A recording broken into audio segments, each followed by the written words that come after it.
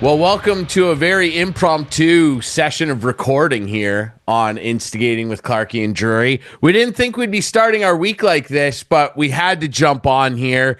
I'm Ryan Drury alongside Clarkey, and of course, we've got some huge golf news to discuss after one of the most incredible things we've ever seen in the sport. And on that note, of course, if there's big golf news, you know who we want to talk to. It's our golf expert and our good buddy, Ian Doig of the Ian Doig Golf Academy, longtime pro golfer. And Doigy, we just witnessed something that everybody, I think, in the golf world has wanted to see for the last 11 years. Rory McIlroy, a Masters champion, and bigger than that, he's a Grand Slam champion, and he's the sixth guy to ever do it.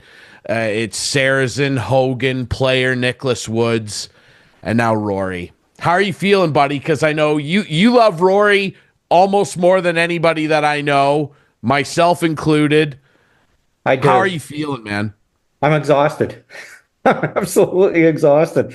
I'm more tired right now than I am when I play my own rounds of golf because I lived and died with every shot today. And trust me, there was some bad ones hit by Rory, and it was driving me crazy. My heart was up and down, and my gut was up and down, and my stomach was in my throat half the day, and my heart was just beating away and everything. And I wasn't sure if the defibrillator or not was going to keep up with all the stress that it was under. But at the end, he got it done, and he's, as they've been talking about, he's on golf's Mount Rushmore. He's one of the best six ever, and it was incredible. It was a crazy day out there, absolutely crazy. It was absolutely bonkers. I mean, the week was crazy. Justin Rose, who I want to get him out of the way right away. I mean, what a classy guy, a guy that battled and chipped away and just stayed in contention. What a round he had, the low round of the day on Sunday to keep himself in contention. He was an absolute machine on Sunday, coming up just inches short to try and force a second playoff hole. So classy to Rory. He knew what that meant to him and really the sport, and said as much when he was talking to Amanda Balionis afterwards. I mean, Justin Rose, one of the classiest guys and most well-liked guys on the course, so kudos to him. But the whole week was crazy. Rory had an awful Thursday. Well, not awful, but not good. And the prospects, I think everybody was kind of thinking, oh, geez. He comes back with just an all-time monster round on Friday. He has a great round Saturday, and you're thinking, oh, my God, like Rory is right in there. And then he comes out on Sunday and has a nightmare start. Bryson takes the lead off him by a stroke, but then Rory just recomposed for a little bit on that front nine, and Bryson started falling apart. I mean, what did you make after we got through those first 9 holes, 7 and 8 in particular, and then 9 when he birdied it to go to 13 under? Like, where's your head at then? Because I'll tell you where I was. I was feeling pretty good. So was I. And a couple things come to mind. First of all, he got to 13 under. At that point in time, he had a 4-shot lead. 2 guys I was concerned about were Rosie and Ludwig Ahlberg, because I knew that they could put a push on near the end. I wasn't really concerned with Bryson DeChambeau for a couple of reasons. He didn't have his best stuff all week. He had kind of done it with smoke and mirrors, got it up and down a lot the first 3 days. And here's a crazy stat, and I haven't actually looked at the final numbers on it, but going into today, so they've been tracking all the shots on the driving range for the week, and going into today, he was at 1,100 and change practice shots for the week. That's like playing 20 extra rounds of golf during the week. Like, I just thought, and I said this to somebody last night when we were talking, I said, he'll be exhausted tomorrow. You can't keep that up. I don't care how strong, how big you are, how much you work out and everything. That takes its toll. And I think it took its toll on him today, both mentally and physically, because his golf swing broke down.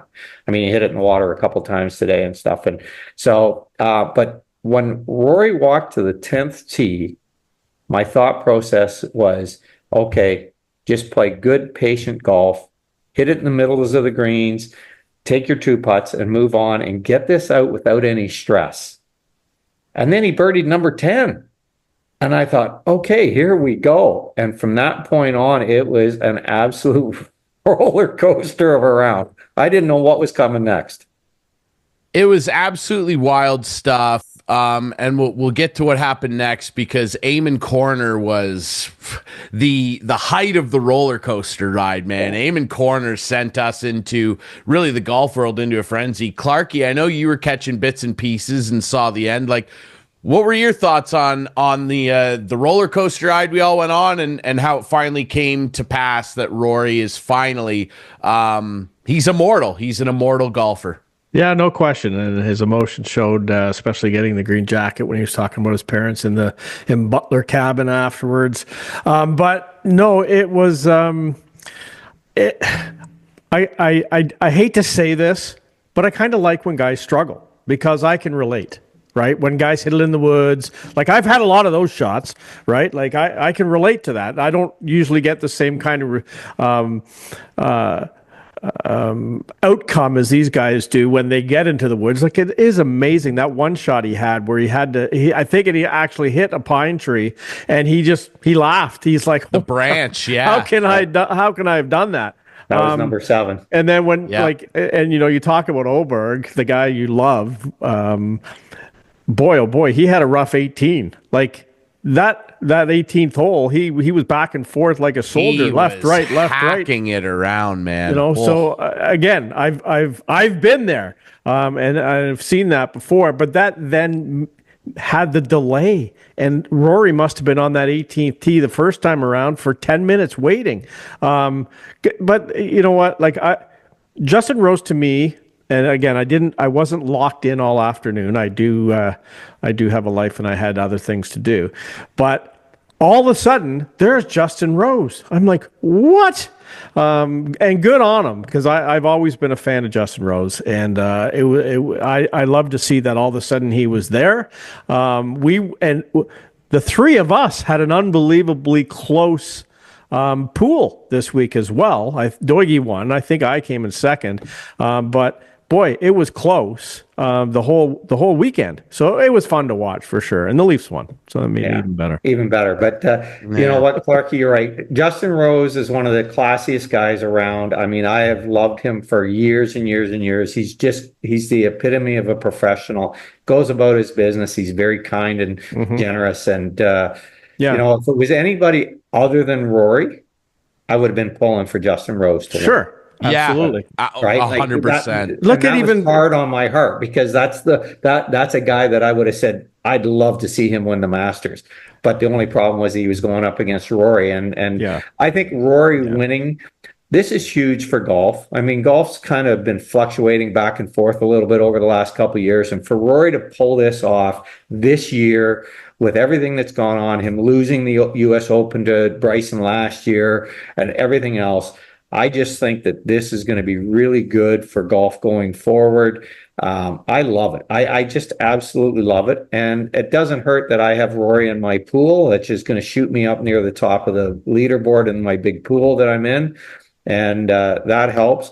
Little surprised that Ludwig Oberg finished the way he did, but I think when he three-putted 17 for bogey, he pretty much realized he was out of it, and he probably lost a little bit of concentration. Like the shot that he hit out of the bunker on 18 where it hit the lip, I don't think that happens if he knows, hey, if I make birdie, I can still win this thing. But at that point in time, he was done. He had to hold the shot, and maybe he went for it with the club that he had to, get cut really close to the top of the bunker. But I've watched Rory, and you guys have heard me say this on the show numerous occasions, because I really do. I love the way he plays golf. He is, in my opinion, probably the best ball striker, the best player in the game today. He's got every shot. And that, to me, sometimes is part of his problem, because he's so good at every shot that sometimes he tries to pull off shots that he really doesn't need to. But I keep going back to the same thing over and over and over again, and I've said this for years, is he is so tense at setup sometimes. His arms get very rigid. And I look back to today's round. The 2 shots that really stick out there's actually 4 shots.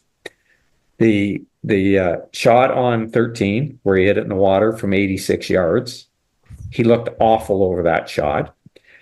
Wedge in your hand from 86 yards. And then on the 72nd hole, he's got 125 yards from the middle of the fairway on 18. So he's got gap wedge in. And it's not even a big gap wedge for him.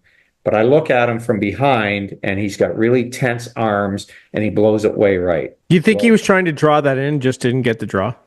Yeah, but that's the tense, because when he gets tense like that, his hands move outside of his chin line. And so then the golf swing, his hands are too far away from his body. If you go back and look at the replay of that shot and the replay of the shot in the playoff, exact same yardage, 125 yards, and he hit it to 2.5 feet. Mm-hmm. And if you look at his arms are hanging softer and under his chin line better, and he hit a perfect golf shot. And you think there would have been more pressure, though, Doigie, on that playoff hole. But maybe he just said, or maybe his caddy spotted it, maybe something, I don't know. But no, it basically, when it comes down to the playoffs, playoffs are easier because you know you're either going to win or you're going to finish second, one or the other. You can't finish worse than second.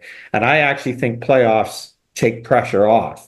And you go ahead and can free will it a little bit better. And you think about the tee shot he hit and the wedge shot he hit were absolutely both perfect, and he hit a good putt. So I was ecstatic for him. I'm just over the moon for the guy. Yeah. Very happy. I want to ask Ryan, Ryan, I don't know if you've ever had a bigger week in sports, to be honest with you. You watched Ovi break the record. Yeah. You watched Rory become immortal, and you watched Clarkey be the first star the charity hockey game. Yeah, that's a hat trick of all hat tricks. It's a true trifecta of incredible sporting moments for me. Yeah. I mean, I will say, the biggest, watching the Caps win the Cup obviously was sure. Nothing will ever trump that. But I mean, in terms of consecutive events, pretty unbelievable, because I've been lucky, and I don't know why I have the pessimistic attitude I do. Yeah, your texts were unbelievable. Dude, lay off the guy. Lay off. Let him finish the round. Hey, but Doigie, we can't. It was unbelievable. And Doigie and I are delayed. Yeah. And I'm like, would you just wait? I know. Well, I had to not only was I delayed to begin with, I'm on a Fire Stick, so my TV's on internet. Right. And it started buffering. And at the end, I was about 7 minutes behind, and it was buffering as well. And I kept thinking to myself, okay, this thing's going to buffer, and then it's going to jump forward to the finish, and I'm going to miss it all. That's terrible, right? Dude. I'm sorry. Each time it came out of the buffer, it was okay. But Brian kept texting me. I know, yeah. We had a group text going on. What a shot, or what a terrible shot. And I'm like, well, hold on, I haven't seen it yet. Exactly. So, I apologize. I was a little too over the moon. And it's because, you're waiting for something to go wrong, and it did. 13 is the standout moment, and it's the moment we would have all looked back on and been like, oh my God, it's Rory doing this again. That's an inexcusable wedge shot that he plants in the water. It happens, though, man. It happens. It just happens. I know, but it's just that it's happened to him in this pursuit of greatness so many times. Think about this. You think about the shot he hit on 18 from the middle of the fairway into the bunker. You think about the shot on 13 from 86 yards. He hit it into the water, right? You think about 1 and 2. And if I start to think more how many other times from the middle of the fairway he hit poor golf shots over the course of the week, right? But today, on number 5, he's in the jungle, and he hits an unbelievable 9-iron from 182 yards to the back left corner of the green and makes 4. Number 7, he's in the left trees, and he hits an unbelievable 9-iron up out of the trees and on the green. And then after he's lost the lead, and he's out of the lead and looking like he's just going to fold like a cheap chair, because he's made double on 13 and bogey on 14. He has to hit this big sweeping hook with a 7-iron from 204 yards on number 15, and he hits it to 5 feet. I'm like, what is wrong with this guy? I know, and that lends back to what you said and what we've said on here 100 times. He can make any shot you want, and that's, I think, what's going to be the most impressive thing looking back on today, beyond obviously the meaning that it has for him as a player, the meaning that it has for the sport, and really the PGA Tour, which we can dig into more, obviously, how massively important this was. You know, when we look back, yeah, he hit some bad shots today. He also hit some shots that are going to live in Masters lore because he won it and the fashion in which he won it, where he didn't make it easy and guys didn't make it easy on him, that are going to stick out in people's minds. And I think 15 for me for that eagle might be the one where that shot that he hit was absolutely disgusting. Curling that around the trees. He made the eagle yesterday. He missed the putt. Yeah, yes, that's true. Right. He missed the putt. That's what's crazy. He hits that unbelievable shot, and you're like, here comes another eagle. And he made a number of eagles on the course this week on those par fives, and he plants that within 6 feet, and you're like, here comes another one. Manages to get a stroke anyway, and you know that approach on 17 as well on the elevated hill. So it's funny you go to that one, Ryan, because there's a couple shots from today, but all week long. And look, we've already talked about the mishits and the bad shots and that, but there was a couple breaks that he got today. One of the biggest breaks of the day is actually on number 11 when he had to hit the low hook under the tree and it hit the mountains and kick left. I mean, that thing rolls 6 more inches. It's in the water. It's in the water. Right. And when somebody wins, those are the little things that start to kind of add up at the end of the week. I mean, that goes in the water. He makes double instead of making a bogey, or maybe makes triple. So that helped. And then unbelievably to me, the shot on 17 with the 8-iron from 182 yards, I think it was, on an upslope, and the ball hit and landed hard. It landed and kicked forward to get it up to the 3 or 4 feet. I fully expected, you could hear him saying, go, go, go, go. Yeah. And I fully expected it because he hit it so high and so hard with so much spin on it. I fully expected it to hit on the green, take one bounce and stop 20 feet short of the hole. And it hit firm and released up to the hole. And those are the things that happen when you win golf tournaments. That reminded me of Sergio. That one, was it the same hole? Like, was it the same? Yes, it was. Because he was running up and jumping and looking, and he knew he hit it well, and that was a long time ago. Yeah, but that's what it reminded me of as soon as I saw it. Yeah. So what was that? 2017 that Sergio had that land? Yeah, no. But what a day! What a day! And some of the golf shots. But even think about Patrick Reed. He came out of nowhere on the weekend to finish top 5. He did foot wedge Reed. He was good. Yeah. And you know what? I was gonna honestly. There's always guys who say, "Oh, I was gonna pick him." I had him marked as my 4th guy, and I was gonna pick him. And I go, I can't do it. I know. I just thought he was going to have a good tournament. Because he's on the other side of the spectrum, right? Where he is certainly not a popular guy. Rose. No, definitely not. And that's, that goes a long way, right? But I'm thrilled with what happened. And honestly, let's talk about what this means for the tour, obviously, because we've been talking ad nauseum for the last 3 years with all the live stuff and how Rory has been, the knight in shining armor for the tour, the guy that, I can guarantee that live representatives contacted him, and I wouldn't be shocked if someday we heard that they offered him close to $1 billion to leave the PGA Tour. I bet it was probably somewhere in that ballpark, and he didn't. Yeah, exactly, because he is the figurehead, the face of golf, and I guarantee they reached. Yeah, exactly. They for sure put something in front of him, and he said no.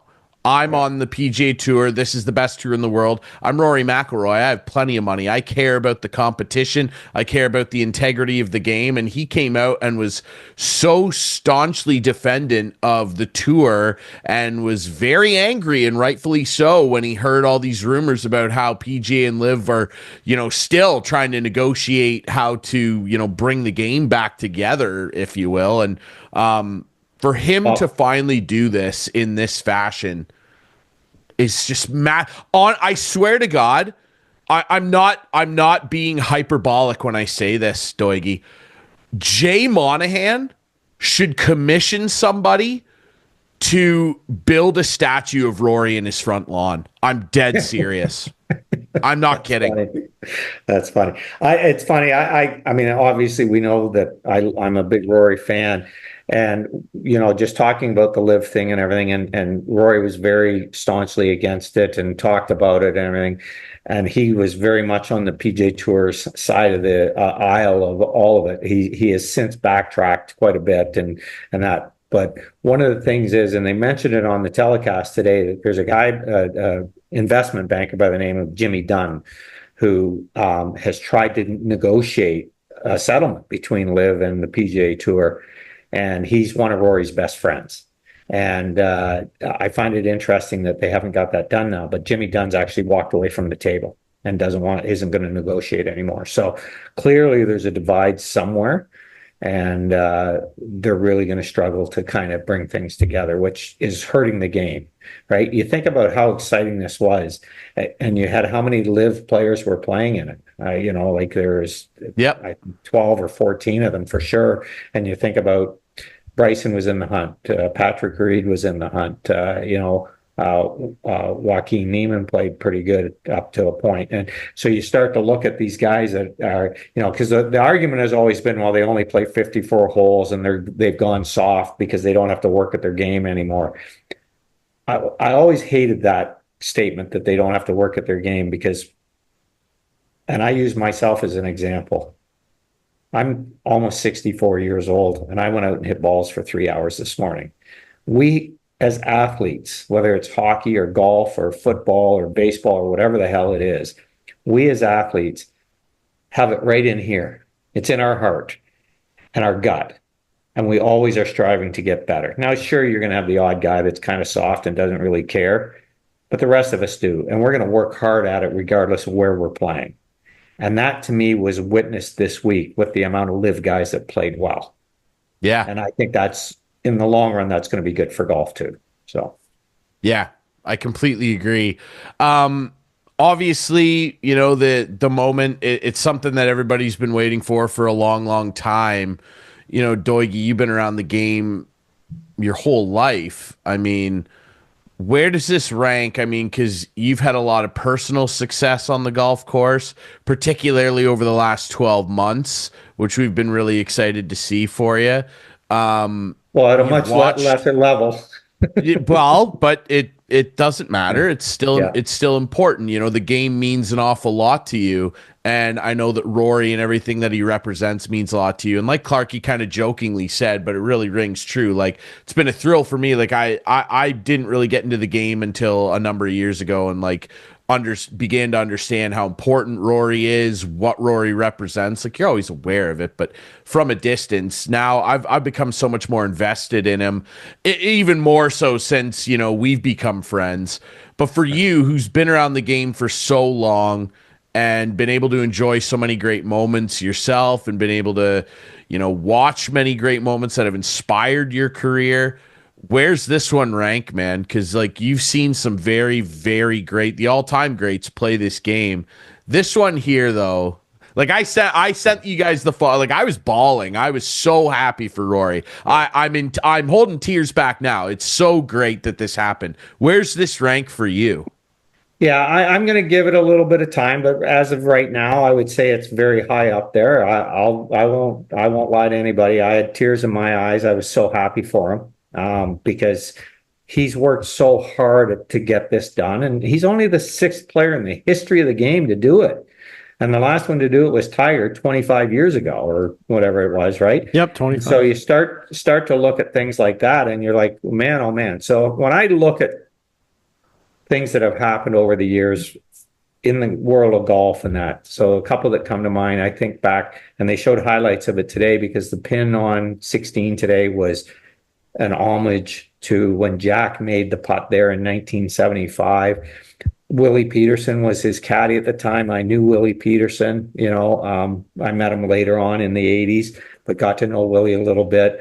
My interactions with Mr. Nicholas. So those stand out in my mind of everything that Jack did in 75. I remember the outfit he had on, all of that stuff. And then in 86, when he won in 86, was spectacular. You start to think about Tiger chipping it in when he beat Chris DeMarco. He chipped it in on 16. I mean, I look back and I think, the amount of great players that I've been fortunate enough to kind of grow up in the same decades as them. I started watching golf at the end of Hogan's career, but I knew who he was. But I got to watch Nicklaus and Tom Watson and Lee Trevino and Raymond Floyd and Tiger and now Rory and I competed against some of them.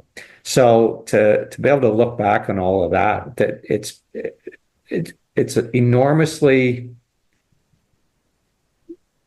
I guess, gratifying would be a word to use to say that I've been able to kind of be in that circle a little bit, not at the level that they're playing at, although I did play some events on the PGA Tour and stuff like that, but to just be able to be around that, and to go to those events and to see those guys and say hi to them and stuff has been incredible. To walk up and have Arnold Palmer come over and shake your hand and say hi. Holy crap, man. Right? Like, I didn't think Arnold Palmer had any idea who Ian Doig was, but, he walked up to me and said, "Hey, Ian, how you doing?" Like, that was crazy. That blew my mind away. And Nicklaus did the same thing. So, yeah, crazy stuff.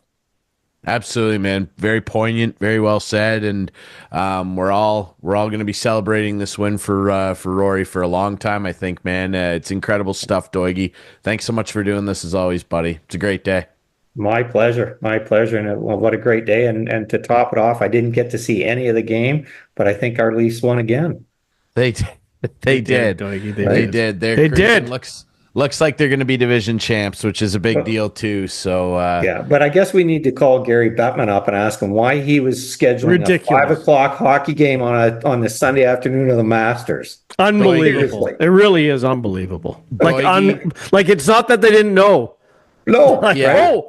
And I bet the players were furious. I bet the players were furious. Oh, for sure. So, yeah, for sure. We can't get into that because if we start digging into this, it's going to be a 3-hour show. Let's go. We had a good show. Let's not extend it here. How many people were tuning out of the golf to watch the hockey game? I had the hockey on my phone. None. Zero. None. Zero. There was Absolutely no chance none. I was leaving my couch. No way. Yeah. An all-time couch surfing day for sure, but not for Rory. Incredible stuff. He's an immortal, and the Irish eyes are smiling, man. It's great stuff. The Irish eyes are smiling. Yes, they are. And by the way, Doigie and I are going to Ireland. Yes. Clarkey, I didn't realize that you were first star. Congratulations. I did see some of the highlights. You didn't realize it? I saw some of the highlights. I watched some of it. I watched him make 5 saves in about a little short period of time. First star. And the color commentator was doing a great job. And so, it was interesting to watch. Color commentator not only did a good job, he was color commentating and working the camera. Cameras. Time, yeah. The play-by-play guy was terrible. The play-by-play guy was really bad, but it was really good. It was unbelievable. Stuff. It was unbelievable. And you might have inspired Rory. I think I might have. Rory. Yeah, and I absolutely inspired these guys. Old dogs can learn new tricks. How about that? Even Rory. All right, we'll take a quick break. When we come back, we gotta welcome on some friends from a local team around here who are gonna take a heavy crack at the Allan Cup Senior Championship, the Minto 81s. We're going to be talking with members of that team next here on Instigating.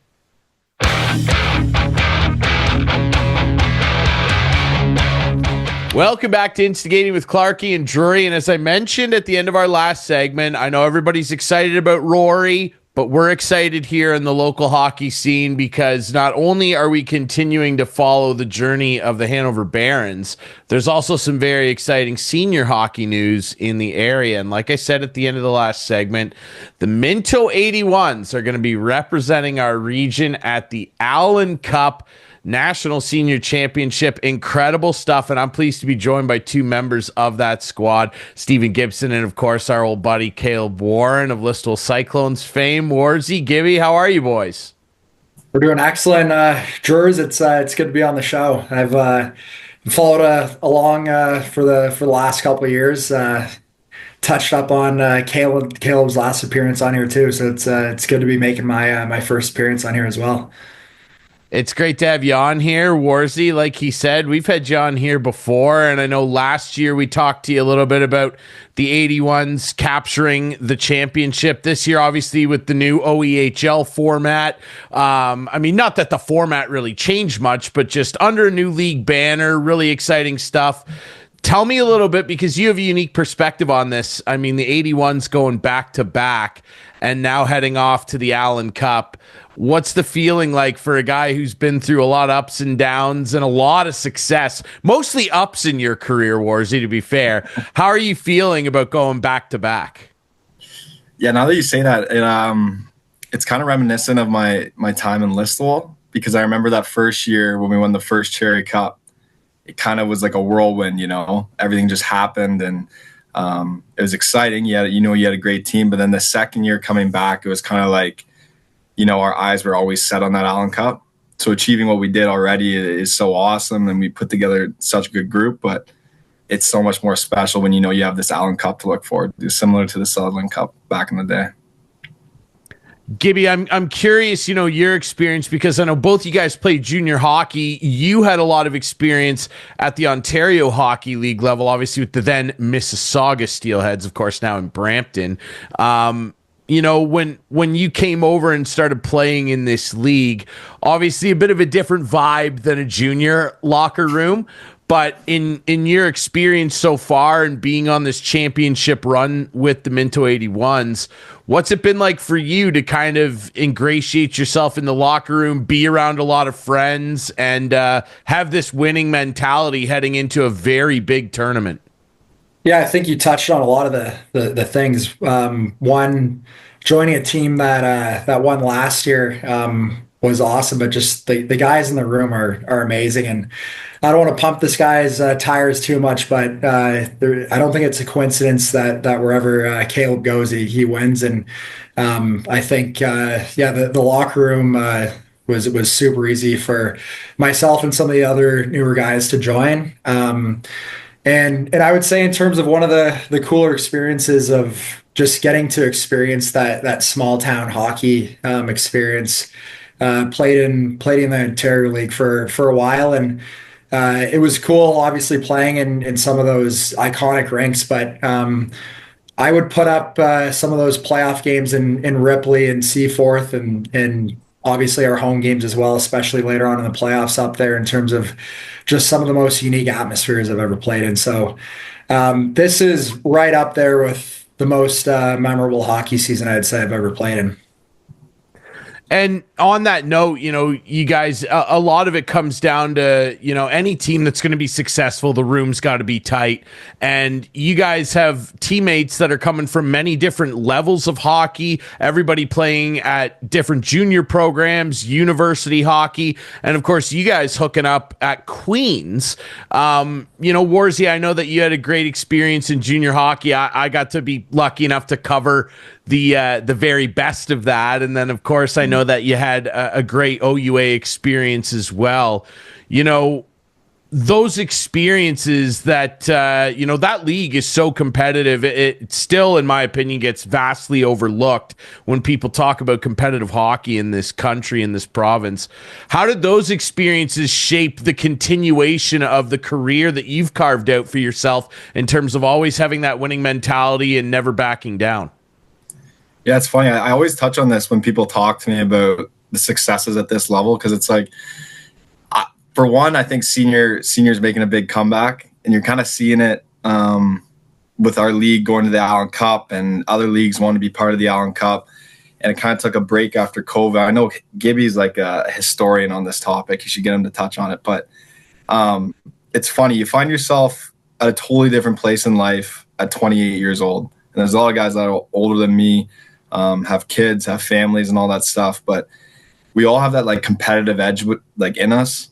and you don't really realize it until you're back on the ice in front of a hometown crowd playing in front of everyone, how much you miss it and how much life that brings back to your life. And I'm just grateful for, like the people that I've met along the way, the teams that I've been a part of, because I've been able to do it with my close friends, that just transpires into success on the ice, because realistically it's a hobby, but a hobby that you're able to be competitive at. And that's what athletes love to do. Right. And I don't know, I think Minto's given me a lot more than I could have ever expected. And then when I get to mix it in with the group that I met at Queens and the kids I grew up with, like, that's super special. It's awesome to see. And I don't know, I think the mindset, it's totally different than what we were used to in our junior days practicing and stuff, which was actually funny this past weekend. I told you this, we had Brooksy running practices for us. God bless you. It was probably our first bag skate in maybe over a decade, but it was good for us. When everyone's played such a high level, things click a lot easier. And when you're just a genuine good group of people, it creates a great hockey team, great atmosphere. And you really saw that in Minto this year. I saw a lot more energy in the town and around the program and stuff. And you can just see that 1 year of success, how much that can change a whole league and a whole organization and stuff like that. And we're just happy to be a part of it, and to bring guys like Gibby and Mace and these guys who didn't even know where Minto was on a map before this year. Well, Gibby did, but Gibby, it's funny. They always say the Toronto guys coming down from Toronto, but Gibby and Hurls, they live 30 minutes away from Minto. They're actually not even that far. So, but it's awesome. Going back to my roots playing a little bit for this team, I'd say. So, yeah, you might be the longest tenured Minto 81 technically, because you played 5 years ago. 5 years ago, yeah. There you go. Well, that's good. You're bringing it back to your roots, as it were. And Gibby, obviously I know that you're a really passionate guy about the senior level. And, I reflect back. I like what you said, Warzy, about, senior hockey making a comeback. And it certainly feels that way. You could kind of feel that when the league came out and did the big rebrand with the OEHL in terms of the local scene. And I know that the crowds were incredible throughout the league this year. But that rings true for me too.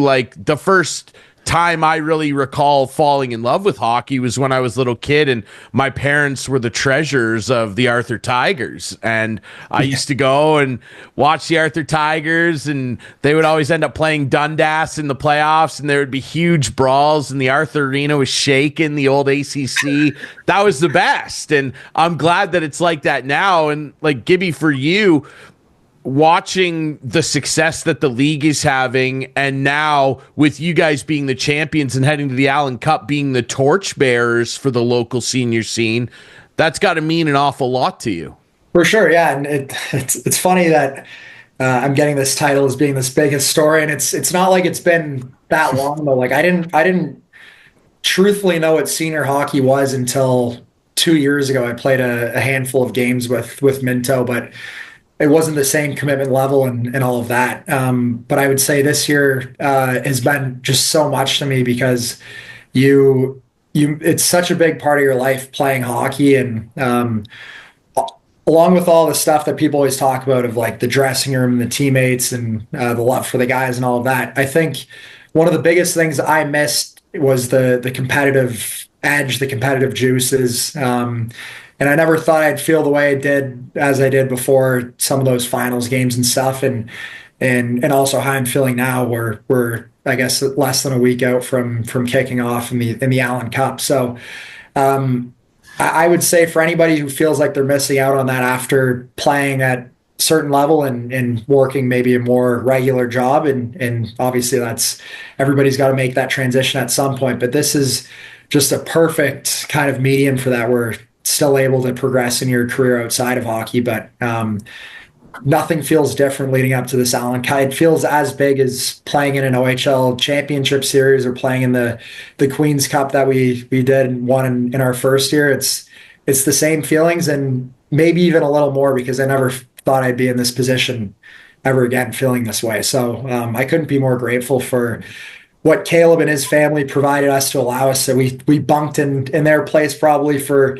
every weekend, I think, for the last 4 months, especially during the playoffs. It was super busy. So it wouldn't be possible without him and basically everybody in the organization. But it's been such an awesome experience. Well, that would have been nice for you because I'm sure that you got a hefty helping of Caleb's mom's baking, which is pretty off the charts. The buns are amazing.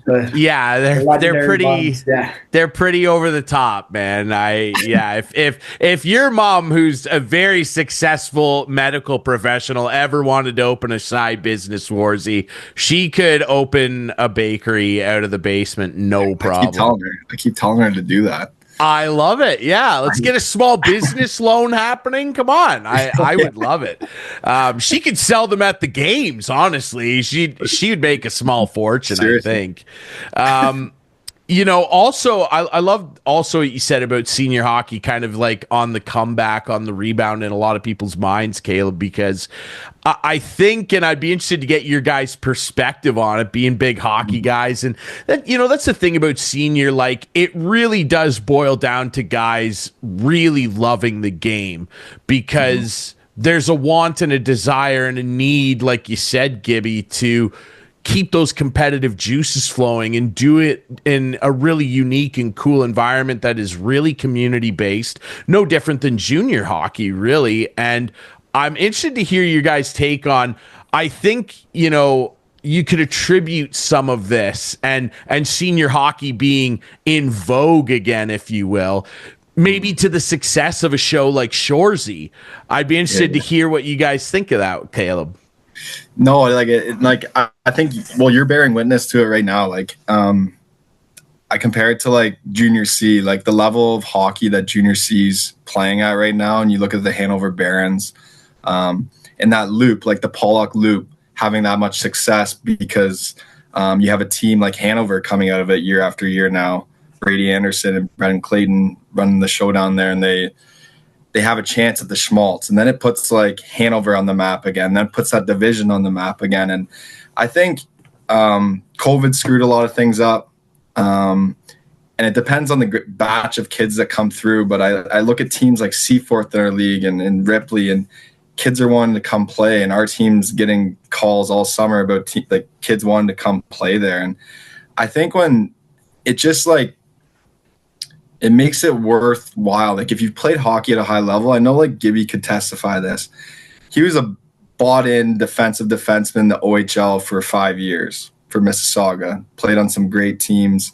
Was always a defensive defenseman. And then he comes to this league, and if you look at the stats, he had the twine flu and was ripping it in the back of the net, and he turned into a goal scorer. And it was like, it's just awesome. It's like you kind of, it solidifies the sacrifice you made like early on in life to, you're chasing the dream of playing pro hockey or something like that. And then you kind of lost that dream and you kind of just didn't know what comes next. But then you come back to this, you realize it was kind of all worth it in the end. And it's something that can solidify that for you. And then being part of something greater where you win, you get to go to the Allan Cup. Like it makes all those sacrifices early in life worth it. And you kind of want to reiterate that to the young kids.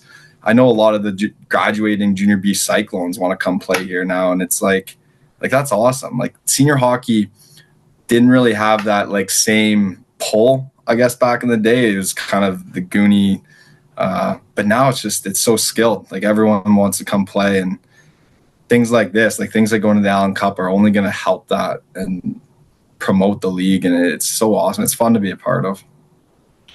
Yeah, and I completely agree. And I think that whole phenomenon with the leagues all becoming so much more skilled, younger and younger guys, like you said, stepping right out of junior or college hockey that want to play, it really does boil down to a love of the game. And I mean, you see that phenomenon, the Shoresy phenomenon, if you will, everywhere. Like I call Guelph Storm games all year, and you can easily look around and pick out Sudbury Blueberry Bulldogs jerseys. They're all over the place. So like people are really buying into like the phenomenon of it and getting more invested.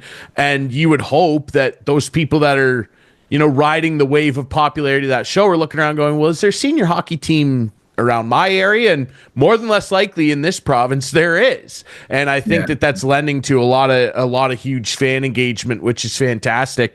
Gibby, you know, like we said, you've played at a lot of really high levels of hockey, and then you come into this environment, and it's kind of like what Caleb said. It's about the love of the game and really a love of community and bringing people together for the love of hockey. And there's a lot of great guys on that team that you guys are part of. I mean, I think of guys like Blair Butchard and Warzy, who I grew up watching and watched his career, and you know, so many other great guys. Chase Herfert, who, I mean, Warzy, how many big goals did Herf score in overtime back in the day, right? Like, I think that a lot of people that aren't aware, they turn and look and see, oh my God, I remember watching that guy play, and that pulls you in as well, and that's got to be pretty special.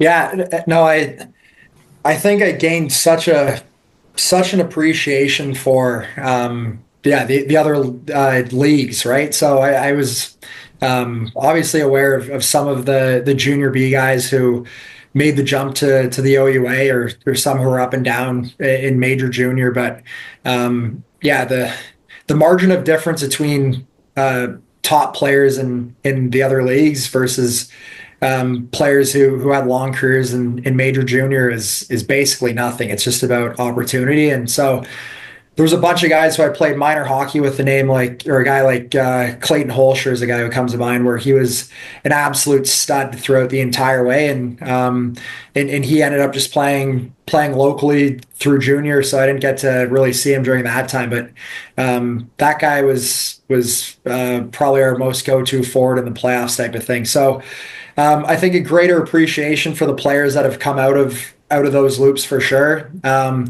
And then, as I mentioned earlier, I think just a greater appreciation for playing in small town communities and stuff like that. Like I never really realized the amount of crowds and support that all those small towns got. And so it's been just an awesome experience to be able to get that. So it's been a ton of fun.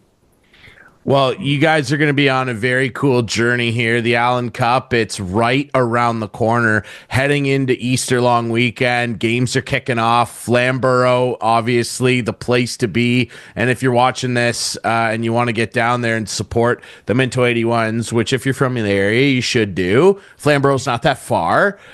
Get down there. Boys, I mean, we're recording this on Tuesday. I mean, games are right around the corner. I'm sure you guys, I know that there's the rule where you can add players too. Do you guys have like breaking news for me on who's going to be joining the Minto 81s? We do have breaking news. I don't know if it's public knowledge yet, or well, it definitely is.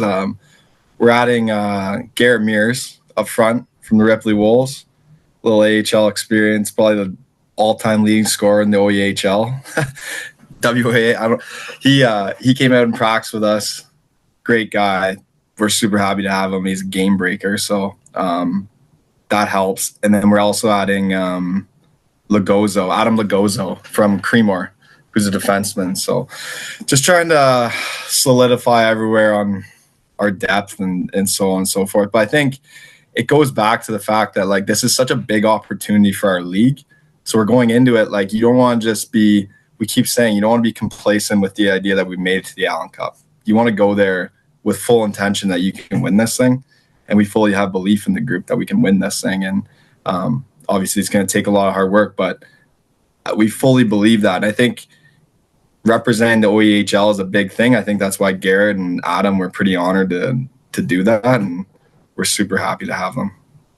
Tremendous. That's fantastic news. And I think it makes it even more scary, the prospects for the teams you guys are going to be playing to go up against you guys. And knowing what I know about your career in particular, Caleb, I wouldn't bet against you guys. If it's available anywhere on a betting site, I'd love you to send me the lines, because I would love to lay money down on you guys. I think this is going to be so fantastic to watch what you guys do at the Allan Cup. Congratulations on making it there. But before I let you guys go, obviously, I know you guys are obviously hockey fans, big NHL fans, I'm sure. Now, Gibby, I'm more interested to hear your input here on the impending NHL playoffs, because I don't know who you support. So if you could reveal that to the world here and then give me a prediction. I know we don't know as of right now what the series are going to be. There's still some maneuvering that could happen. We're recording this on Tuesday the 15th. Give me your Stanley Cup Finals and who you think will win. But who do you support first? All right. Well, I didn't plan on doing this, but this can be the reveal. Okay. I'm in the 6 right. I'm in Toronto right now, so it'd be a shame if I wasn't. But no, grew up loving the Leafs. What's Nader Bashan gonna think about that call out? Yeah, well, I was going to mention that too. I'm also 1A, 1B with the New Jersey Devils. Had a lot of good buddies roll through there, and two really good, but like one of my best friends from back home, Nate Bastian, and then pretty good player, really good buddies who I live with, Johnny Kovacevic, who's had a hell of a season as well. So really root for those guys as well. So in terms of that, it's Leafs or Devils out of the East. And then a team who I've just loved for the last few years now, just in terms of the way they're built. I think they're dangerous is the Dallas Stars. And so they had another big acquisition with Rantanen. And so, in saying that though, who really knows? But yeah, my selection would be Leafs Stars. The one thing I will say though is I'll actually be, both Caleb and I are planning on being in Europe for the week of the Stanley Cup Finals. So it would be pretty rattling if the Leafs get it done, that big Stanley Cup parade, and we're going to be on a beach in Portugal or something. So we might have to change our plans if that's the case. They have cable there. You'll be fine. No, that's awesome, man. Yeah, I like the Stars as well out of the West. Warzy, I know this is painful for you, brother. I know you're a big Wings fan. They're not going to go again. So, so I don't know if you saw that random stat the other day, though, that last time the Red Wings, the Rangers, and the Bruins missed the playoffs, the Leafs won the Cup, 1967. So I could get on board with that. Well, I mean, they all had to get eliminated in that year because it was still a 6-team league when the Leafs did this. So this will be, I think, the first time that the 4 American original 6 teams since like 1923 or something like that, none of them will be having an opportunity to go to a Stanley Cup final because none of them made the playoffs, which is incredible. I'm sure Gary Bettman is just personally crushed by that. I really don't care because the Capitals are in there and the greatest goal scorer of all time is playing. So, but if you had to pick, what do you think is a likely Stanley Cup final here? What are you feeling? I got to go Leafers, and I think the Avalanche are a dark horse. They're going to get Gabe Landeskog back, and it's going to be like a Cinderella story. Man, how about that, eh? And they got Dallas in the first round. That's going to be an absolute battle. Yeah, I have no idea. Be a bloodbath. I do give it to Gary Bettman for sticking with this playoff format because the NHL playoffs, like, obviously so different than any other playoff, but like you do kind of have to beat every team. But like the amount of first round matchups that like are Stanley Cup contenders, it's crazy. It's bonkers, man.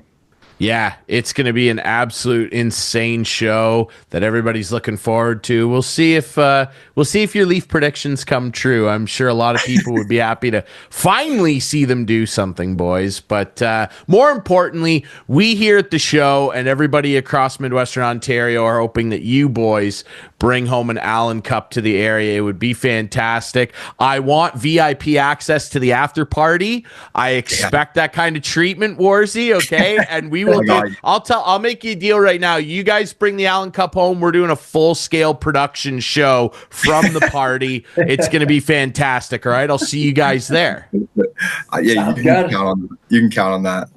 Absolutely. Caleb Warren, Stephen Gibson, obviously of the Minto 81s, our Minto 81s, representing the OEHL at the Allan Cup. Congratulations on a great season so far, boys, and best of luck at the Allan Cup. How about that? Thanks so much.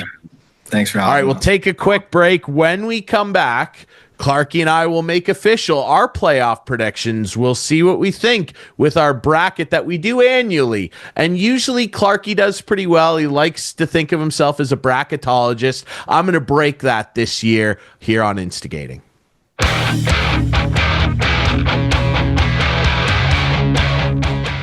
to wrap things up for the week here on Instigating with Clarkey and Drury. What a week in sports. Rory is a Masters and Grand Slam champion. The Minto 81s are going to the Allan Cup. The Hanover Barons are in the Schmalz Cup semifinals. Going to be great hockey and happening locally. But the NHL playoffs. NHL playoffs. Here we They're go. all set. Here we go. What we've all been waiting for. Montreal's in. How about that? They managed to squeeze in there. Exactly. We're gonna do every series. Now we're not gonna have time to fit it all in on TV. So I know there are gonna be people who want to hear what we think about every series. So you're gonna have to jump over to our YouTube version to see the full breakdown of every series. What's our YouTube channel? Instigating with Clarkey and Drury. Just look that up on YouTube. Subscribe, please. Subscribe, please. Yeah. Subscribe. Advertise, please. Producer Adam, for everybody. Yes. Email Clarkey, clarkey66@gmail.com. We need sponsors. How about that? Yep. Producer Adam, right now, you insert our big board so that everybody can see it on TV. Here it is. Here's our picks. And Producer Adam's got it all together, just like last year on the big board. There's what our picks are for all our TV viewers. Now, again, you want to see the full breakdown of all of our series picks, which we're going to launch into in a second here. You'll have to catch the YouTube version. All right. There was a lot to squeeze in on this show. Rory with our buddy Doig. But that's good. The Minto 81s. It's a good thing. So you sneak over to the YouTube channel. You can see the full breakdown. But there's the big board with our picks. And we're going to launch into and explain them all starting right now. So if you're on TV and seeing this, you want to see our thoughts on the whole series, jump over and catch it on YouTube. How about that? All right. I said it 4 times. They got it. I just want to make sure. Now, speaking of 4 times, that's how many times you need to win games to win a series. And series to win the cup. And series to win the cup. Yes. It's not 1967 anymore. Oh, it's not 8 wins. Thank you very much. Not 8 wins. Thank you. Now we're gonna wait. We're gonna wait. We're gonna save that for last. Oh, of course we are. Okay. Of course we gotta save it for last. So let's start in the Western Conference. Let's do that. I have no idea where you're going with this, so I'm going to wing it. So some of it's just strictly like. Let's start with the President's Trophy winning Winnipeg Jets. Yes. Producer Adam's wife, Jen's Winnipeg Jets against the red hot St. Louis Blues. Clarkey, what are your thoughts? Your game's winner and why? I'm not going to pick against the Winnipeg Jets, Jen's Winnipeg Jets. Okay. I think they will win. However, Connor Hellebuck better have a good series. He better outduel Jordan Binnington. Hey, there's a matchup from the whatever it was called, Four Nations finale when Binnington beat him in the Four Nations Cup. But I just see Winnipeg as too strong. St. Louis has been on a heater, no doubt about it. But I say Winnipeg wins this one in 7. Wow. I have Winnipeg winning in 6, and it's mostly because I just like their depth and their ability to create offense a little bit more than St. Louis. And the word on the street is Robert Thomas a little beat up too. Not the singer of Matchbox 20, the key forward of the St. Louis Blues. We love that. Stumpy's son? 20, no, okay? That's not Stumpy's son. No, it's not Stumpy's son. No, but Stumpy had a son that played. Yes, he did. Christian Thomas. Christian Thomas. He was a Leaf. Now, I just Winnipeg, Perfetti, Velarde, Nemesnikov. They should win. Adam Lowry. They should win. And I like their decor a little bit better too. And it's Connor Hellebuck. 20 points more than St. Louis. Yes. Let's move to Dallas, Colorado. This is a big one for producer Adam. It's a big one for producer Adam. Gabe Landeskog is back. Ooh. What do you think, Clarkey? Well, it could be the series of the playoffs, no doubt about it.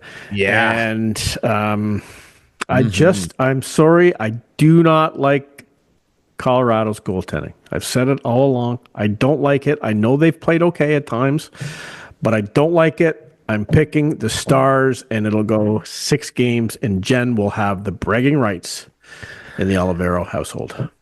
I already apologized to producer Adam. I also like the Stars. I like them in 7. Yeah. And it's because of the way that they defend. Now, Colorado, I was just on another show for like 2 hours. I feel like I'm regurgitating thoughts, but they're fresh for our show. Yeah, no one cares. I was getting heat for this. I was getting heat for this from the other show. Colorado certainly has the edge in terms of the high ceiling of talent. I don't think there's an argument there. McKinnon, Makar. But the depth of the Stars, and that's with saying that Miro Heiskanen is going to miss the first round. But people are going to learn something about a young man if they already haven't. His name is Thomas Harley. I think that he is a stud, and I think that Dallas can survive without Heiskanen because of how well that kid's going to play.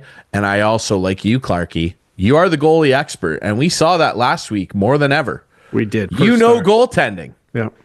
And Jake Ottinger, give me him over 100%. Blackwood every single day of the week. Absolutely. And I love the big, snarly, nasty attitude of the Dallas Stars and the way that Jamie Benn plays and the way that Tyler Seguin plays and Wyatt Johnston. Yeah. Go down the list. Yep. I agree. Like them in 7. Sorry, there we go. Producer Adam. Okay. Let's move Vegas Mini. I don't have a lot to say about this. Give me Vegas in 5. Actually, I said Vegas in 6. I think Mini can squeak a couple out, and there'll be overtime wins probably. But Vegas just too big, too mean, too much, and way too much depth when you compare them to Minnesota. I like some of their players over there. I like Matt Boldy. I like Joel Eriksson-Ek. Might be the most underrated player in the NHL. I like Brock Faber. Boy, did he have a coming out party at the Four Nations. I like their goaltending too, even with the old Warhorse Flower back there. Yeah. I don't like them like Vegas. I think Shea Theodore might be the best player in this series. God, are the Anaheim Ducks ever kicking themselves in the pills for letting that guy get away in that expansion draft? God, it makes me sick. And Jack Eichel and think about how many games? How many games? Dorofeyev? No one talks about him. He's got like 28 goals. 6 games. I'll give Minnesota a couple squeakers, but Vegas, too good. I honestly think there's going to be a wild card team that wins. And you think it's Minnesota? I think it's going to be Minnesota because I hope to heck it's not one from the East. Whoa. I think a upset is in the making. So there we go. That's our first opposition. I'm taking the Wild in 6 at home. Okay. That's interesting. Yeah. LA Edmonton. I'll go first. Edmonton's done. They're toast. They're out. Edmonton's out in the first round.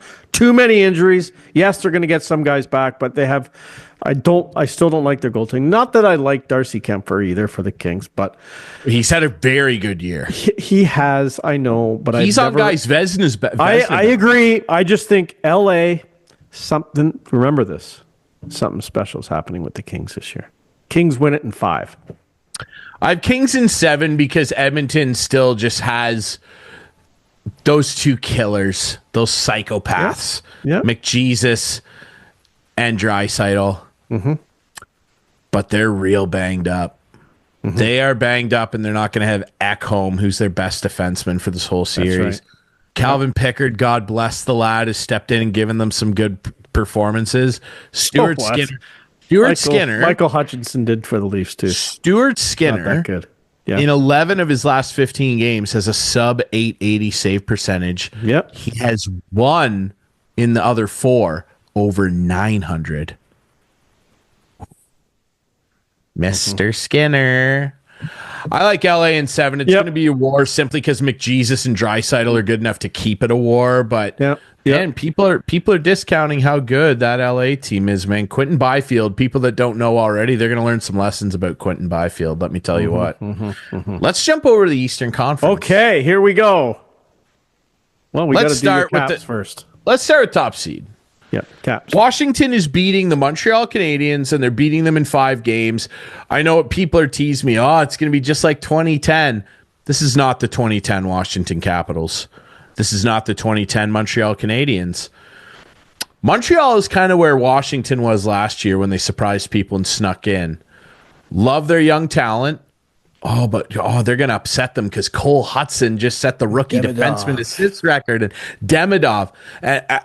God love him. I love Nick Suzuki. Of course, I love Nick Suzuki. Good Guelph Storm boy, OHL champion. I like Montreal's future here, but the future in terms of playoff success is not now. This is not the 2010 Washington Capitals, ladies and gentlemen. Alexander Semin is not out there turning pucks over and taking high sticking penalties in the offensive zone. Mike Green, God love him, one of my favorite Capitals ever. He's not back there freewheeling like Bob Dylan in 1962, slapping pucks all over the place. This is Jacob Chychrun putting you through the wall. This is John Carlson hammering power play rockets. This is the greatest goal scorer this game has ever seen, shredding people through the end wall and ripping at top cheese in a building on the road that he dominates in. This is young guys that learned a humble playoff lesson last year in Alexi Protas, who's 6'6" and scored 30 goals. In Connor McMichael, who's one of the best two-way wingers that are under 25 in the game. This is Thomas H. Wilson incinerating people and scaring the crap out of Lane Hudson and all those guys. This is not the 2010 Washington Capitals. This is the 2025 Washington Capitals, and they're winning the series in 5. I agree 100%. Washington will win in 5. When you look at a team that had like minus 20 goals for and against during the season, they have no right to be like winning this series. I'll give them a game.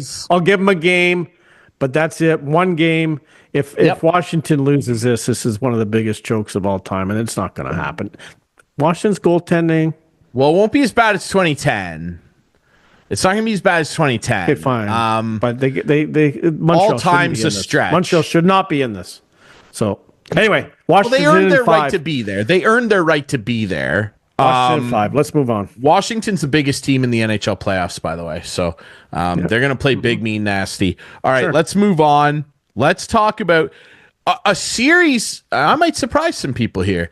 A series that a lot of people are discarding and saying, "Oh, Carolina, New Jersey, or this is over in 5." Carolina, New Jersey. I'll let you go first. I don't like either of these teams at all right now. I really don't. Neither do I, but I like one better. Well, I did not like the way Carolina lost to the Leafs. I did not like the way Carolina lost to Montreal on Thursday night or Wednesday night. Didn't like the way that they lost Rantanen. That too. And Freddie Anderson. I know firsthand what Freddie Anderson can do in the playoffs. The opposite of Kruger. However, let me say this. New Jersey has some ghosts in the closet too, with Sheldon Keefe trying to get out of the first round. New Jersey hasn't been playing well either. Like they haven't been. They both get out stumbled of the first round. Once, maybe twice, maybe once, maybe once. Short memory. Once. If you could pick a tie in a series, I would pick a tie, no winner. But since I have to pick a winner, I'm going to say Sheldon Keefe pulls it off and does it in 7 games. I think the same thing. Oh, it's not fun when we disagree or when we agree. But anyway. Yeah. I like New Jersey, and here's why. How could you say that, Ryan? Jack Hughes isn't playing. Jack Hughes is one player. He's an incredible player. You ever heard of this guy named Nico Hischier? Healthy. You ever heard of this guy Jesper Bratt? Pretty good player. And let's be honest, New Jersey was heavily favored to win that division at the beginning of the year. Yes, they were. No, they didn't do it, but. You ever heard of a guy named Jacob Markstrom? You ever heard of a guy better than Freddie Anderson named Timo Meier? Big guys. The thing with Jersey is they got a bunch of big guys that fly down the wings and play really well defensively. Luke Hughes is healthy. The Kovacevic kid has been a revelation down there. Oh, and they also have this shutdown pair with this big mean bastard named Brendan Dillon, playing next to 2-time back-to-back Stanley Cup champion Brian Dumoulin. And a guy that Canes fans are familiar with, he's one of the best shot blockers in the league, named Brett Pesce. people are absolutely writing the Devils off without watching or knowing a thing about the game, in my opinion. Is Carolina a good team? Yes. I don't like Freddie Anderson. And I think that these guys, I think the Carolina Hurricanes are the most overrated team in this NHL playoffs. I think they're posers, and they're losing this series in 7 games. Thank you very much. There we go. Great minds think alike. Florida. Battle of Florida. Give me Tampa in 6, and I'll tell you why. Banged up Florida Panthers. I know that they plugged this hole with Seth Jones, and I like Seth Jones, and he's played well for them. But Seth Jones is not Brandon Montour. And I think as the season is dragged on, particularly after Ekblad's injury, plus the PED suspension, which he will not be back from until game 3 of this series, people really started noticing how big of a piece Brandon Montour was to this Florida Panthers team. I thought at times during that cup run last year, he was their best player.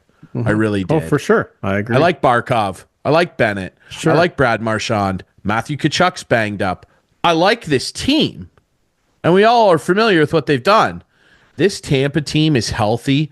They're pissed off, and they brought back some warriors from the past that know how to win, and more importantly for them, know how to win in John Cooper's system.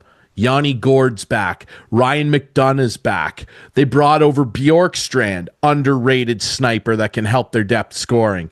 Anthony Cirelli is a killer. Nikita Kucherov is an all-time playoff assassin. Sometimes it looks like he's not even wetting his equipment, but he is. And he's going to go bar down on old Bob, who might be out of gas. Oh, and they've also got this cat that plays in net that might be one of the greatest, if not the greatest, in terms of modern NHL playoff goaltenders of all time. I think there's only 2 guys in the NHL playoffs in history that I would put on a pantheon with Andrei Vasilevsky, and that's Kenneth Dryden and Patrick Waugh. Wow. Andrei Vasilevsky's that good. Tampa has been.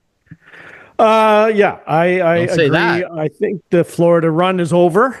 Yes. Too banged up. Tampa's on a heater. I don't like teams going into the playoffs not playing well. I know it's a different animal when you get to the playoffs, but I don't like it. And they have not been playing well. No doubt, they have not been playing well going into the playoffs. I like both coaches. Paul Maurice, my buddy from Toronto, John Cooper. I picked Tampa Bay, and I'll say 5. Tampa and 5. There you go. Okay. Is that it? There's one more. Oh, no. More. There's one more. I would like to give you the floor. Oh, my goodness. I'm sweating because we've talked about this. We've talked about this. We've talked about how I feel about picking the Leafs and how I feel I'm jinxing myself and the team. Don't be stupid. Don't. I'm not being stupid. There's I'm no not jinxing. being stupid. You're picking the Leafs in how many games? There is jinxing. I'm semi worried about this Ottawa Senator team. They beat but the Leafs are better. The Leafs are better. Season. Yes, they are better. They are. The Leafs. They're going to see Allmark. Guess what? Last year in the playoffs, they chased Allmark. Swayman had to come in for Boston. The Leafs goaltending has been as best as it's been in a long time. The Leafs defense is bigger and better than it's been in a long time. The superstars have learned how to play two-way hockey, and they got to continue to do that. Mitch Marner, 100 points. Matthews, 400 goals. Quickest 400 goals of any active player. They have the superstars. They have them. I'm not saying he's going to break Ovechkin's record. Just settle down. I know that. He's not. It is too daunting a task when you look at what he has to do for the next 12 years. He also did that in one more season than Ovi because he's missed that many games. Yeah, there you go. So, having said all that, and I think something special is about to happen to this team. Not going to say what right now. Hope so. But the Leafs will win this, and they're not going to do the Leafy thing. It's not going to go 7 games. They're going to win this in 5. They're going to win it back home in Game 5. They're going to win the first 2. They're going to lose Game 3.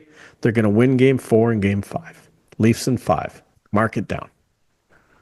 I have taken the Leafs in 6. There'll be a minor scare, but they will get this done in 6. Ottawa's team up front has guys that scare me a little bit. Oh, sure. And I know it was the regular season, and they scared Toronto. And they get Which up they've to done play before this in the Toronto regular team. season. But They love playing the Leafs. well, Brady's a little banged up. He's healthy. He's going to play. sure, he'll play. And he'll be running around like a madman. Tim Stützle, like Timmy Stu. I like Batherson. What a coming out party he's Cousins had. has played well Greg since going over. Pinto, Claude Giroux, the wily old gingerbread man Yep. who's hungry for a cup. What do you think when you hear people say the Senators are built like the Leafs of the 2002 season with Roberts and Tucker and Travis Green? Similar. Yeah. Yep. Similar. You know? Now, here's what I'll say. I would give the Senators the edge in goal. That's a Vezina winner back there. Not a chance. Yeah. Allmark's a better goaltender. He's proven it over a longer period of time as a starter. Doesn't matter. Than the other two guys have. I know it doesn't matter. Patrick I'm Waugh's just proved telling it you too, that but he's that's not a better goalie right now. Stolarz is the best goalie in the series. Patrick was not playing. Patrick was not playing in the league, Clarkey. I get that, but you said over the course of this career, you can't count that. You got to be what have you done for me lately? Allmark's played really well lately and has a Vezina on his Look at shelf. Stolarz going to the My playoffs. point- Three my point three is- shutouts in his last 8 games. I'm glad you said going into the playoffs. Never started a playoff game in his life. I'm not saying that's a detriment. I'm picking your team to win. I understand, but don't tell me the goal thing. Ottawa has an edge. I don't believe it. They do. I think that Ottawa's blue line is more talented than Toronto's at both ends of the ice. I think Toronto's is bigger, meaner, nastier, which is what they never need. said. In most of the series they've played, you're We've right. never said that. Never. It doesn't matter, though, because the only thing that matters is not what Max Domi I know what does. you're going to say. I know what you're going to say. David Kampf, The top or four Brandon have to Carlo, score. or Scott Lawton. No, of course not. 34. 16, Better 88, have. 91. Yep, All and 4 those of them. guys. Yep. 34 has never, ever, not once, ever taken over a series and been the best player in it. Not one Yeah. single No argument, man. No argument. time. But let's get off that. Let's move on. Well, I can't move because forward. they have to prove. okay, that well, they that's can what I'm saying. do it. Fine, just say it, but get off it. You know, They're spending a so lot of time on that. talented. Well, this is what everyone's going to be spending time on. We'll see. What a talented group. Do they have the dog in them No to question. push Brady question, Tkachuk man. back and say, Well, no, if they you're don't not for going Brady to do Tkachuk, that. they're never going to do anything ever. To push And like Dylan Cousins back and say, with- no, you're not going to run into our goaltender. yeah. Do With they all due have the respect- dog in them to do it? And with all due respect to our buddy Dart Guy, who's on the Mitch Marner is God bandwagon, I don't care. I don't care he got 100 points. I don't care one little bit because we've said all along the playoffs are the only thing that matters. That's it. And if he Leafs doesn't in perform in the 6. playoffs, goodbye. Go away. Leafs in We'll 6. use that 11 million on a couple of other players. Go. Leafs in 6. I will say this. If those sneaky little bastards in Ottawa push this to 7, Look out. they're winning the series. Well, your cousin or who is John Haggerty told me Leafs in 7. I'm like, John, if this goes Leafs 7, I'm worried. We have our friend in Harry. 6. God bless his soul.